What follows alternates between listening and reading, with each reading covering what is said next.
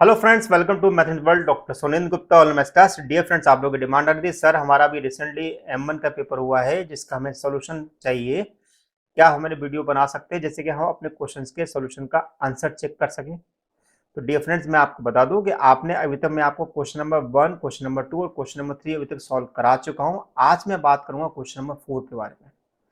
मैंने अक्सर देखा है कि आप लोग मेरा वीडियो देख लेते हैं लेकिन वीडियो को लाइक नहीं करते हैं।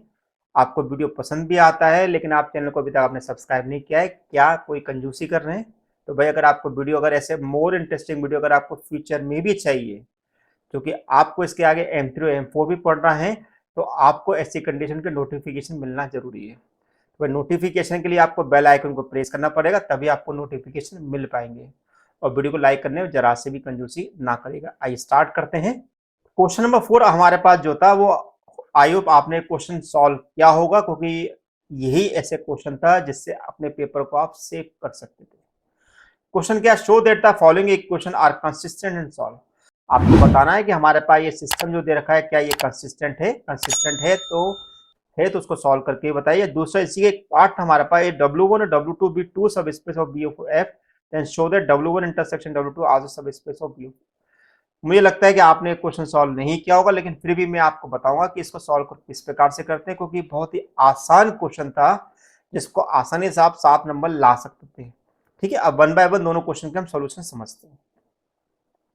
तो देखिए, पहला था हमारे पास जो भी हमें यहाँ पर सिस्टम दिया हुआ है, इस सिस्टम को पहले हम मैट्रिक्स के फॉर्म में लिख लेते हैं, ए एक्स इक्वल टू बी के फॉर्म में। तो ये हमारा कहलाता है एक्स ए, ये हमारा कहलाता है एक्स और ये हमारा कहलाता है बी।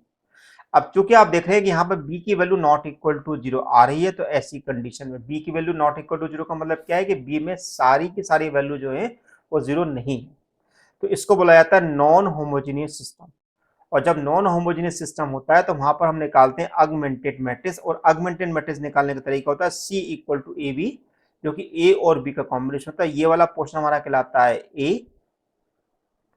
और बाकी पोर्शन हमारे पास पूरा, और जबकि पूरे को अगर रीड करते हैं वो हमारे पास कहलाता है b। आई होप मेरी बात आपको समझ में आ गई होगी। अब हम क्या करते हैं, इसको थोड़ा हटा देते हैं। अब हम देखेंगे यहाँ पर कि हमारा काम ये है कि भाई इस वन की हेल्प से इसके नीचे वाले एलिमेंट को 0 बनाएंगे।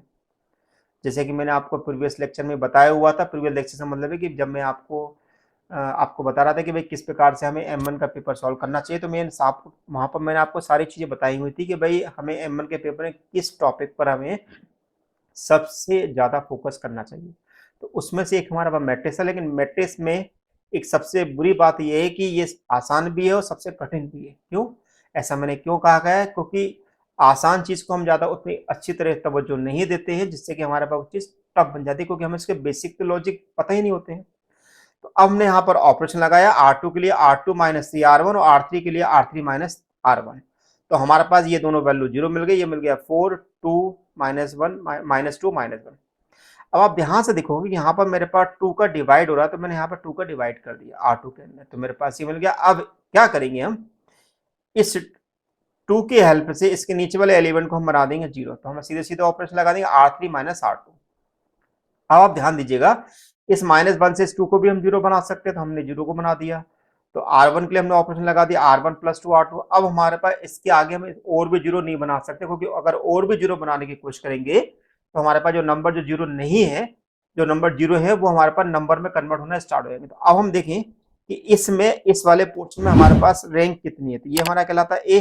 तो साफ साफ दिखाई दे रहा है कि भाई ए की जो रैंक आ रही है वो मेरे पास 2 के बराबर आ रही है। अब हमें देखना है सी की रैंक, तो सी मेरे पास पूरे को देखते हैं, तो सी की रैंक मेरे पास कितनी आ रही है, वो भी मेरे पास 2 आ रही है। तो रैंक ऑफ सी भी मेरे पास कितनी आ रही है, 2 आ रही है। लेकिन नंबर ऑफ वेरिएबल से कम है। नंबर ऑफ वेरिएबल मेरे पास सिस्टम में कितने थे भाई, वो थे मेरे पास 3 वेरिएबल। क्यों? क्योंकि एक्स भी है, वाई भी है और जेड भी है। तो इसका मतलब ये निकलता है कि मेरे पास ए और सी की रैंक इक्वल है, जो कि नंबर ऑफ वेरिएबल से हमारे पास लेस है। क्या है? नंबर ऑफ वेरिएबल से लेस है 3 से। तो ऐसी कंडीशन हमारा सिस्टम कंसिस्टेंट है और इनफाइनाइट मेनी सोल्यूशन को रखता है। क्या रखता है? इनफाइनाइट मेनी सोल्यूशन को रखता है। अब हमें इस इनफाइनाइट मेनी सोल्यूशन को निकाल के भी देना है। तो हमने यहाँ पर ए एक्स इक्वल टू बी के फॉर्म लिख दिया। इस 1 को हमने एक्स में मल्टीप्लाई कर दिया, 3 को हमने वाई में कर दिया और 0 को हमने जेड में कर दिया। तो मेरे पास इक्वेशन क्या है कि x plus 3y equal to -2। इसी प्रकार इस 2 को मैंने y में कर दिया, -1 को मैंने z में कर दिया, तो 2y minus Z equal to -3। अब देखो इन दोनों के अंदर आप देखोगे कि मेरे पास y जो है दोनों के अंदर कॉमन है। जो भी वेरिएबल कॉमन होता है उसको हम यहाँ पर कांस्टेंट अज्यूम कर लेते हैं। तो मेरे पास लॉजिक जो है y इक्वल टू मैंने k ले लिया। तो जैसे मैं इक्वेशन नंबर 1 में रखूंगा तो x plus 3k equal to -2 यानी कि x इक्वल टू मिल जाएगा -2k -3k। इसी प्रकार इक्वेशन नंबर 3 से देखूंगा, इक्वेशन नंबर 2 से देखूंगा तो 2k minus Z equal to -3 मिलेगा, तो आपको z इक्वल टू मिल जाएगा 2k प्लस 3।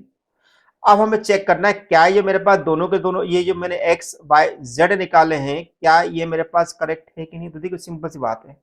अब मेरी इक्वेशन क्या थी, मेरी इक्वेशन क्या थी, आप इन तीनों इक्वेशन में किसी भी एक इक्वेशन के रख दो। मैं क्या करता हूँ, मैं थर्ड वाले के अंदर रख देता हूँ क्योंकि यहाँ पे कैलकुलेशन मुझे कम करना पड़ेगा। तीनों को मैं ऐड करता हूँ तो मुझे 1 मिलना चाहिए। अगर मुझे 1 मिल रहा है तो मेरा जो सोल्यूशन है वो परफेक्टली राइट है। क्योंकि सिस्टम हमारा इनफाइनाइट मेनी सोल्यूशन रखता है तो यहाँ पे आंसर आपको अलग अलग मिल सकते हैं, लेकिन जो भी आंसर मिल रहे हैं क्या वो सिस्टम में सेटिस्फाई कर रहे हैं कि नहीं कर रहे, ये देखना हमें जरूरी है। भाई दोनों को अगर मैं तीनों को ऐड करता हूं तो भाई देखो क्या मिलता है, -2 को 3 से ऐड करूंगा तो 1 मिलेगा, -3 के और 2k को ऐड करूंगा तो 0 मिलेगा, यानी कि मेरा आंसर परफेक्टली राइट है। इस प्रकार से हम इसका क्वेश्चन सॉल्व होता है। आपको मेरा वीडियो लेक्चर का सोल्यूशन कैसा लगा है, अच्छा लगा है तो लेक्चर में तुरंत कमेंट्स कर दी हाँ सर हमें मजा आ गया। आइए अब इसका सेकंड क्वेश्चन देखिए। मैंने आपको जैसे बताया था क्वेश्चन नंबर सेकंड इसका बहुत आसान था, केवल 4 या 5 लाइन का सॉल्यूशन, लेकिन वो तो क्या था वो टेक्निकली मतलब अगर आपको लॉजिक पता है तो ही वो चीज लिख सकते हैं। इसमें बोला गया है कि अगर W1 और W2 मेरे पास अगर दो वेक्टर सब स्पेस है B ऑफ F के, तो हमें W1 इंटरसेक्शन W2 को एक सब स्पेस बताना है B ऑफ F का। देखिए ये लॉजिक क्या है, इसमें हमारे पास एक थ्योरम लगती है। थ्योरम क्या लगती है वो समझे आप।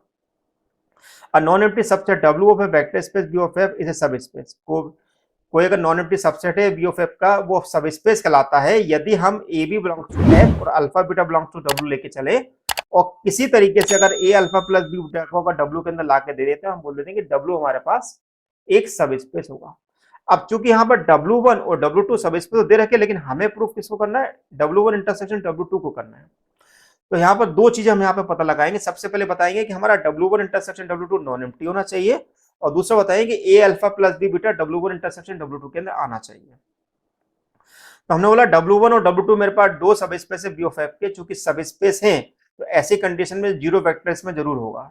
जीरो वेक्टर W1 के अंदर भी होगा, W2 के अंदर भी होगा। चूंकि जीरो वेक्टर W1 और W2 दोनों में आ रहा है, इसका मतलब है कि वो इसके W1 इंटरसेक्शन W2 में भी होगा। तो इसका मतलब ये निकलता है कि W1 इंटरसेक्शन W2 हमारे पास नॉन एम्प्टी है। पहला पॉइंट क्लियर हो गया। अब हम लेके चलते हैं, मान लेते हैं कि अगर A B belongs to F है और alpha beta belongs to W1 intersection W2 है, तो ऐसी कंडीशन में अल्फा बीटा जो होगा वो W1 के अंदर भी होगा और W2 के अंदर भी होगा। पॉइंट क्लियर है यहां तक। अब चूंकि W1 सब स्पेस है तो ऐसी कंडीशन में हम ये कंडीशन लगा सकते हैं, इसी प्रकार ये कंडीशन भी लगा सकते हैं।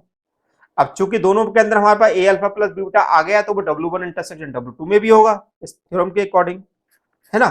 तो हमने बोला कि भाई a alpha plus beta W1 intersection W2 में है। चूंकि a alpha plus b beta W1 intersection W2 में, तो हम ऐसी कंडीशन में कह सकते हैं कि W1 इंटरसेक्शन W2 जो है सब स्पेस होगा इसका B ऑफ F का। बस इतना सा हमें करना था। अगर आप इतना कर लेते तो आपको 7 नंबर यहाँ पर मिल सकते थे। अब आपके ऊपर डिपेंड करता है कि आपने क्वेश्चन का सोल्यूशन सॉल्व वहां करा है या नहीं करा है।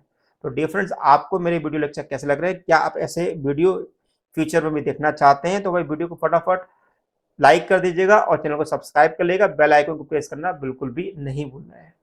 तो थैंक यू फॉर वॉचिंग मुझे ना doctor Sunil Gupta, thank you so much.